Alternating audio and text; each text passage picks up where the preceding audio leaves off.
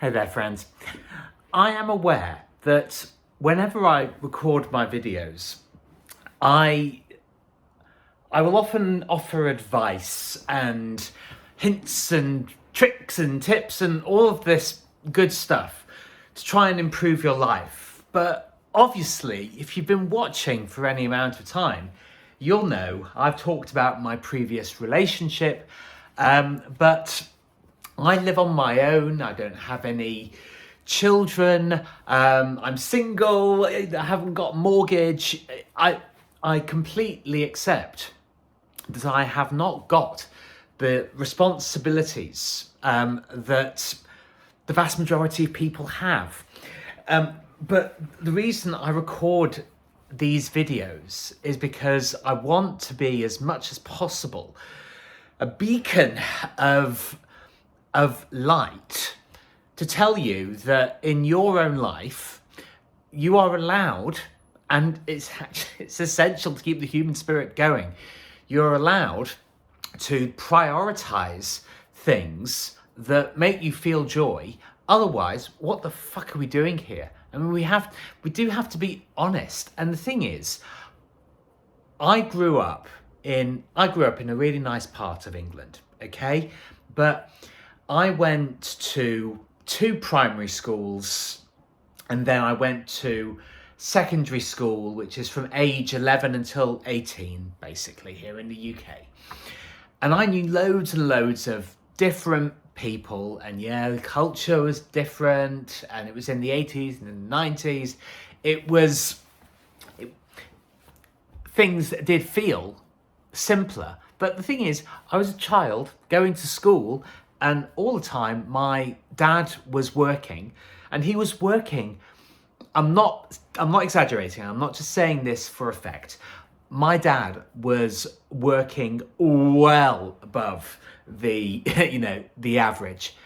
He was, fanatically committed to his job, and it's actually something that I am really grateful for now, and it's something that I have taken the opportunity many times in the last few years to really thank him for, because it's something that really we as a family, my mother, my sister and me, we didn't show that much gratitude towards him. We weren't actually very nice to him, and I'm being really proactive in making sure that he understands how much I've appreciated everything that he's done, and that we do appreciate it as a family, but we haven't in the past necessarily communicated it. So that's a really nice thing to be able to do.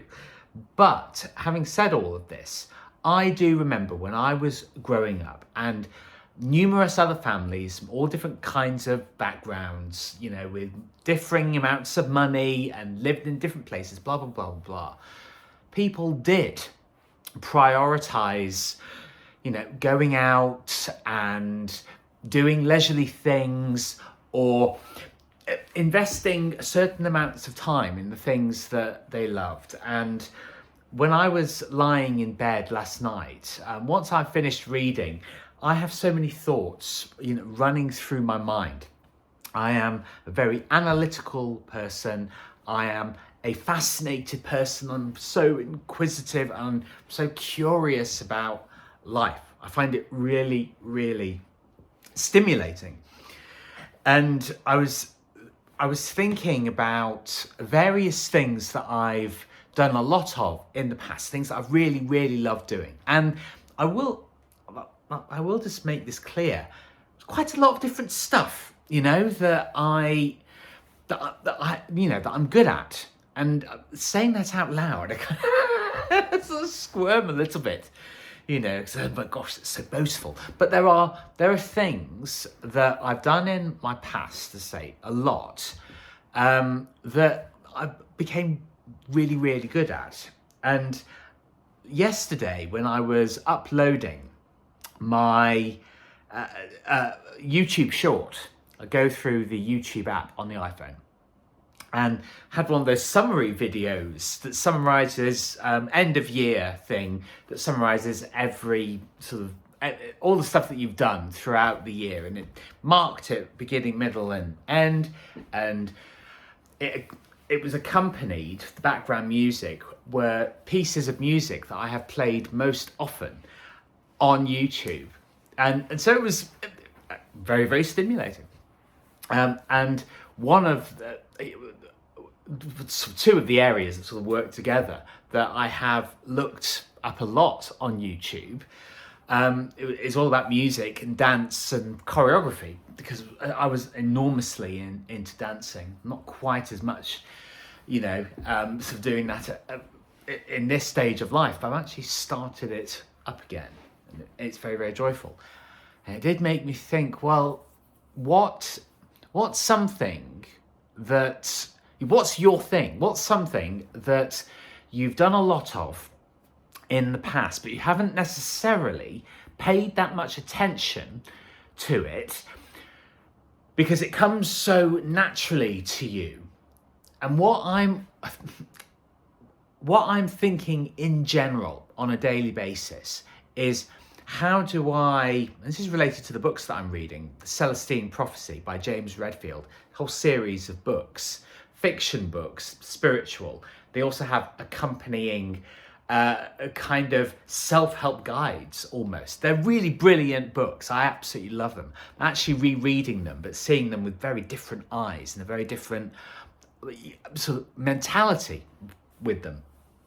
But really, they are all about building up your energy, finding that joie de vivre, finding that enthusiasm for life. And it's something that we can't really ignore it if we want to have a fulfilling life. And yes, I accept that things feel very, very bleak for a lot of people. But if you're able to muster it, I think it's absolutely incumbent upon you to actually invest, even if it's small amounts of time, in one or two, maybe three things that you really, really love. But because you do them so naturally, because that you have such an affinity with them and they're such an intrinsic part of your personality, you might not actually necessarily sort of consciously invest in them. And it can sort of be easy to write them off and discount those things. But what I'm suggesting here is, whatever it is that you're putting out online, whichever platform you're using, express that stuff, and rally people round, because people can feel the enthusiasm, the energy, and the joyfulness. And I think we need as many people to be doing that as possible to lift people up out of the doldrums, because Lord knows there are things that we're really, really struggling with in the modern era. And even if it's one or two more people who are showing that there are different, more positive ways to live, I see that now as a calling and a responsibility for myself. And the more that I do it, and people can see their way through the darkness into the light, I think that's a really, really valuable contribution. And it's also going to make you feel brilliant as well. And the world needs as many people spreading as much joy and hope and positivity. So give it a good think. What was it that you really loved doing when you were growing up, that you've done in the past, you might not have done for a little while? Revive it and revive your intrinsic spirit and help other people to do the same.